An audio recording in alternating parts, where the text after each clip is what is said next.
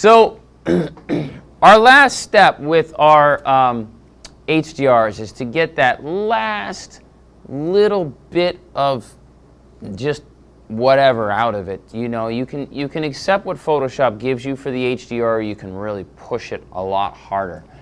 And I prefer to push it in more because, especially with an image like these, you know, they're not truly photographic. You're manipulating them. They're you know. So again, the whole idea of what's real and what's not, I mean, that's almost secondary now. What you're doing is you're creating a great, surrealistic, to a certain degree, piece of artwork.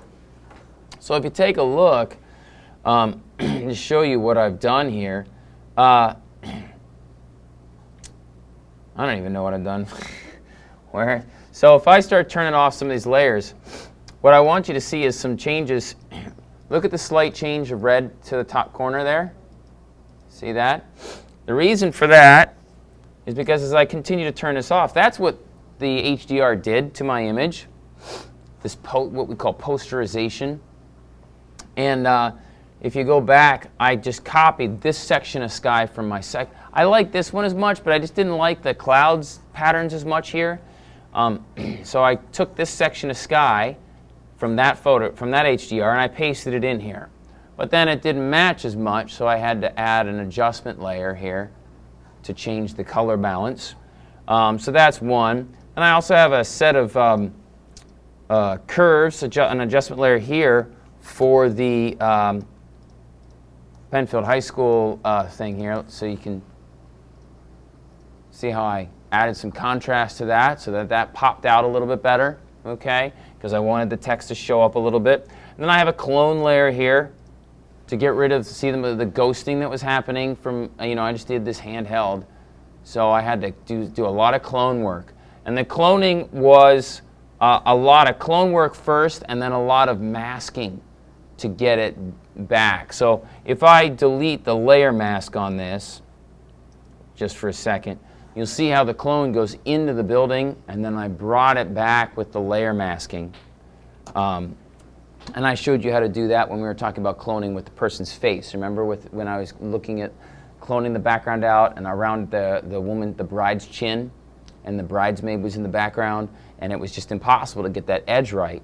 So what I did, or not impossible, but almost impossible. So I just went in further, and then I did a layer mask so that I could play with the edge until I was happy. And then I did a lot of other things here. There's some more. If you take a look at what I've done here, if I get rid of this cloning, you'll notice that in areas of the trees here, let me, how do I do this? Let me disable my layer mask here. Well, actually, let's go back to our original. So I'm going to turn this off and just go to my original here. And you can see I got some of these fake colors here, these blues and stuff like that. So what I did in order to get rid of them is I did this, and then you can see I just kind of hand erased around. And then underneath that, I hand painted with just a brush. I just took colors from my sky, and I hand painted them in here. Okay, and you can kind of see how they went right over top of everything, but they're the right colors. And so then what ended up happening is I was able to just kind of bring those in, see, in those areas where there are those holes, and I you know, could do some more here. And then I added a black and white version behind it too, so that if there were any areas of the trees that I erased, this black and white version brings those back in without adding the colors. So if I go in here, it's not perfect. You can see some of those colors are still there. Maybe it's a little bit better here. So yeah, here's a good example. So here's where the black and white becomes real important because it kind of comes back in. And I still have some more work to do there. So what you can do in order to get every little inkling out, let's just go to this other one that I have here because I haven't manipulated this at all. So let's just say, for instance, I want to add the contrast here on Penfield High School. This is how I did that. So first off is I add my adjustment layer. So here's my curves adjustment layer. I'm going to drop that in on top of that. And now I can adjust my contrast so that it looks better. Okay, so I'm going to lighten that up. I can really increase the midtones or do whatever I want, bring some darkness back in. But of course, it's adjusting the whole image, right? So what I can do is use my layer masking on this adjustment layer so that it only affects just this one area that I want it to. So I'm going to go in and I'm going to create a selection. And a selection is basically an area that you want to keep or get rid of. So I'm just going to go in here and I'm going to paint just like that with this quick selection tool. The quick selection tool is very smart. It's great. If it goes too far, you can subtract it. So let's say I do this and you can see how it got into the bricks there a little bit. I can hold the Option key down and just get rid of that. Okay. And just go along the edge here. And it learns from you, which is really kind of cool. So I just want to kind of go down here. Oh, no, went too far. So now we're going to hold the Option key down and subtract that. And it's thinking. So it's trying to learn from me what I want, what edge that I want to keep versus what edge that I want to get rid of. So I'm just go across here. I did a pretty good job there. Let's go down here. Now see it got some more of those bricks, so I minus that, subtract that, and it's looking pretty good. So now what I can do is in doing this, I can now take a brush with black and using my adjustment layer, make sure my opacity is full, I can go in and I can paint that selection. Now, the opposite happened here. Why did the opposite happen? Because I had them selected as opposed to the other way around.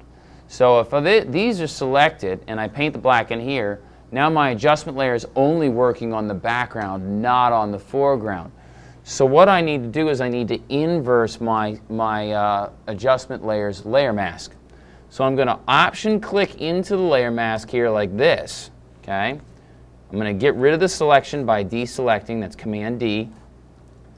And now I can just hit Command I to inverse, to inverse the colors. I hit Command O, which is open. So now that I've inversed those colors, I can click and you can see how now the rest of the image is back to where it was, but this is definitely a lot brighter. And now I can sit there and I can adjust it exactly the way I want it to be so that that stands out a little bit better. These are also, these adjustment layers are also very stackable. So I may not want the red color is a little off. I might want to get it to be a little bit more neutral.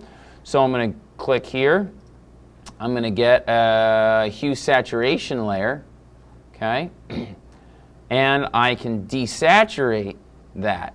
But the problem is, again, right now, it's desaturating everything.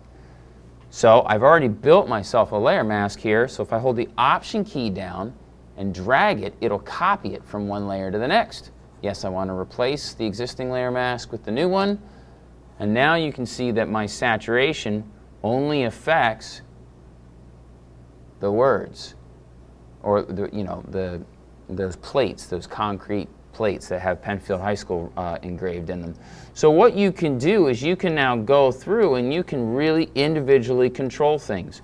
So let's say this here, this scoreboard that's right there, let's say that is a little distracting. I think so. I have a couple of options. I could probably clone it out, and since it's with these trees, that's a decent option, to get rid of it. But if I didn't want to get rid of it, if I just wanted to, like, say, desaturate it so that it was completely gone, what I could do is just get back here, take another hue saturation, okay, build a selection around or on this thing here. So just keep clicking until, and I'll just deal with it messing up here for a second. Okay. And now I can hold the Option key down to subtract part of my selection. And it won't ever be perfect. A lot of times you're going to have to adjust by hand. That's normal. We can do that after we add the layer mask. So there we go. It's pretty darn good. It's not perfect, but it's pretty darn good. So now I can take that, and another easy way to do it is let's inverse the selection before we add the black. So I'm going to say edit, or no, select, inverse. So now the selection is not on this, it's actually on the whole background. And I can tell, let me undo that, see here where the little lines are marching around just the sign? When I select them, now you can see how the lines are marching around the outside of the image as well as the sign. That tells me that this whole area is now selected as opposed to just the middle.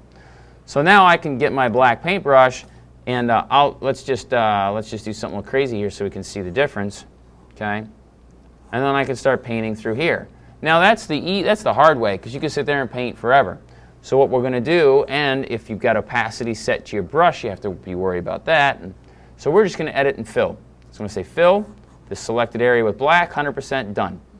So now that I've done that, we can see that our sign is now bright green. Let's go up, deselect. And now I can take my hue saturation, and instead of doing that, I can just desaturate it completely so that there's almost no colors. I can make it a little darker, okay, so it doesn't stand out as much, there's not as much contrast. Okay, so about there.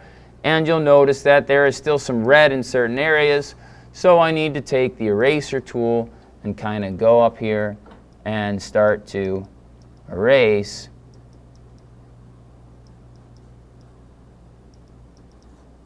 the rest of this so that that doesn't show up. Okay, does that make sense? How that's working, see? And I'm not being very careful here, but you can also, with these layer masks, you can also blend them in with a soft edge brush. So if I take my brush and I take the hardness, oh, the hardness is all the way down, and then I take my opacity down a lot more, okay? There's areas right in here where you can see the red, but it's not as bright as the others, okay? So just a little bit less opacity allows me to kind of blend it in a little bit nicer. Maybe, oh, I'm at 1% opacity. Yeah, that's not going to help.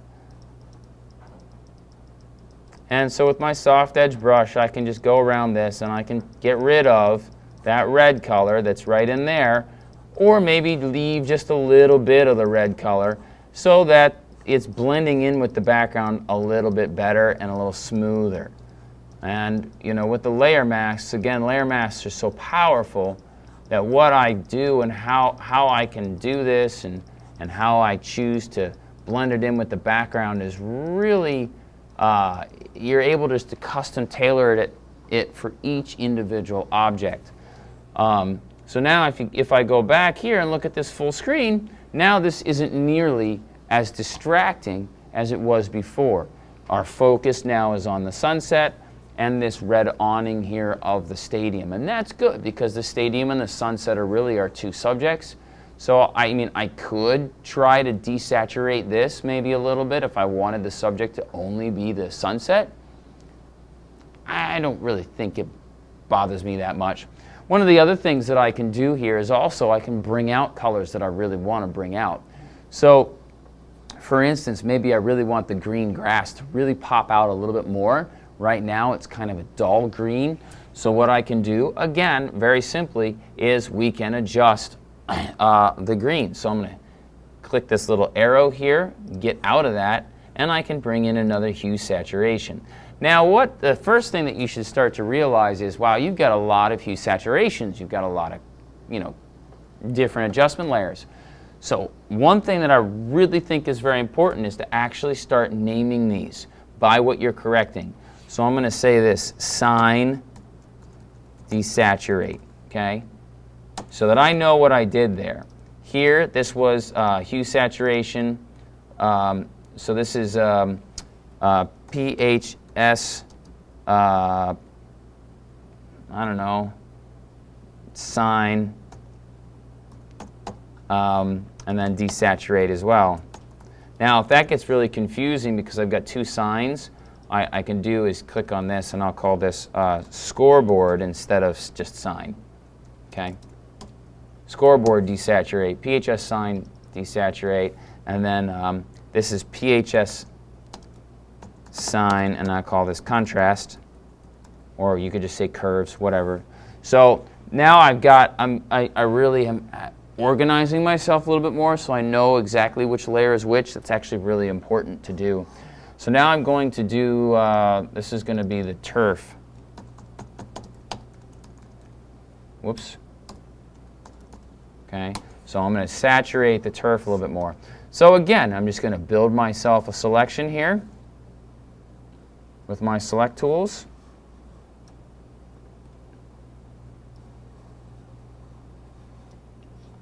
And you know, just try and get the greens. And again, you know, we can adjust it. Wow, boy, that went a little crazy. So there's my minus sign. Let's get a little bit out of that. Okay, so we're doing better there. So and some of it just, you know, again, you know, you'll have to go in and paint your layer masks by hand a lot of times just because it does its own thing. Nice red trash can, we might desaturate that. You know, but you have this ability to really custom tailor your image with these layer masks in a way that is really, really cool. Just that ability to adjust individual pieces. So now what I'll do is, again, we'll inverse the selection so that I'm doing everything else, and then I'll click on my layer mask, edit fill with black. Now I can increase the saturation of my greens, okay, to let the grass pop a little bit. Now, it's also increasing the reds here. Maybe that's good, maybe that's bad. If it's also increasing areas like right here on this goalpost, that's also changing. So you can kind of see that kind of come in and come out. So one of the things that I might do is, again, I might take my brush and I might go in here and paint some black in on top of that so that the saturation is less in that specific area and we're not dealing with any competition against the green. But I can definitely go in there and I can start to really, really, really, really custom tailor exactly what I want and what I don't. So here, if I don't want this red to be quite as bright, I can just take my brush and paint that layer mask in and take that saturation down. So using these layer masks and in conjunction with the layer adjustments, or maybe I should say it the other way around, using the adjustment layers with layer masks allows you to tease out and push and pull every little tiny bit of your image so that you can adjust the contrast, the saturation of specific places, everything. It's also not bad to copy and paste from your original images. So let's just go back here to this original HDR that I've been working on. One of the things that I don't like is I don't like that I've got some of these these edges here are really, really over the top, okay? And they're not horrible. And I've also lost some of the really nice purples that I had that I really liked that were in some of these areas. So what I might do here, believe it or not, is go back to my folder that I have them with. Let's see, HDR, football stadium. So what I'd probably see, I did set one. So I would probably go in here to, yeah, say something like this one, maybe 75, no, 70. I didn't do, oh wait. I don't know, I don't remember if I did these from the CR2s or not. Oh yeah. That's right, I had to do them from the JPEGs because these computers won't read my camera raw files. So anyway, so I can take this, I can open Photoshop. Here's the same image, but this is where the exposure in the sky is really nice. And you can see how some of the transitions here are a lot better. So what I can do is I can just select all. Now I'm going to edit and copy, close that. Now I'm going to edit and I'm going to paste it right in on top of everything. Okay?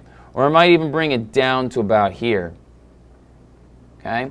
Now what I can do is very carefully, oops, I don't know if I wanted it to do that. I can go in and I can bring a layer mask, I can add a layer mask to it, and I can start to paint real gently with a low opacity.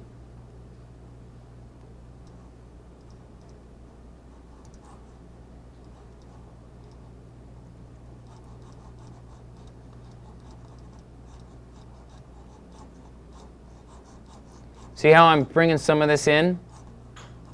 Okay. And I might want to keep some of these really nice blues and purples here. So, you know, you have the option to bring in one of your images from before. Okay, yeah, see, things aren't completely where they should be. But that's okay. As I start to bring in this layer mask and bring this all back,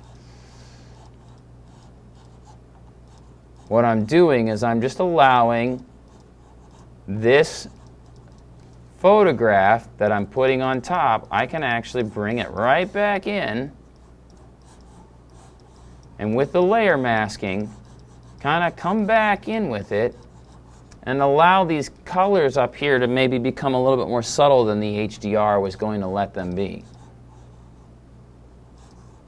And if I go too far, again with my layer masking, I have that ability just to undo it and just go right back again. So come back in here maybe with the eraser tool, nice and big eraser, take my opacity is kind of down, so then in certain areas I might just take some of that color down a little bit, and what I'm doing is I'm painting back in the original photograph. Okay? So by doing that, I kind of let some of those original colors stand a little bit more than maybe they were in the original HDR, and things will look good. Now, it's also looking like things are kind of moving a little bit on me. That's okay. I can kind of play with it and move the layer around with the move tool. And now, of course, I've got to readjust this corner here. Well, actually, I could just leave it be. Let's turn those off. And just use my original image here and blend it in a little bit more, and then it's got that nice blue up here in the top. So, you know, you can play with it and you can add pieces of your original images back in too. There's no rules against that either. The idea here is to just do these final little pieces of manipulation so that we really, whoa, something's wrong here. So that we really see exactly what we're trying to get, and we can really build this image to that like perfect spot where you can say, this piece is emphasized, now this piece is not, this piece is a little bit more saturated, this one is a little grayer, and you can really build an image in a way it just becomes perfect. It becomes exactly what you have in your imagination for it. So don't accept it just the way it is, especially with these HDRs. You're kind of creating a fake image anyway. So take this and continue building on it and make these things a lot more specific to what your imagination wants it to be. Does that make sense to everybody? Okay, so let's see what we can do with that.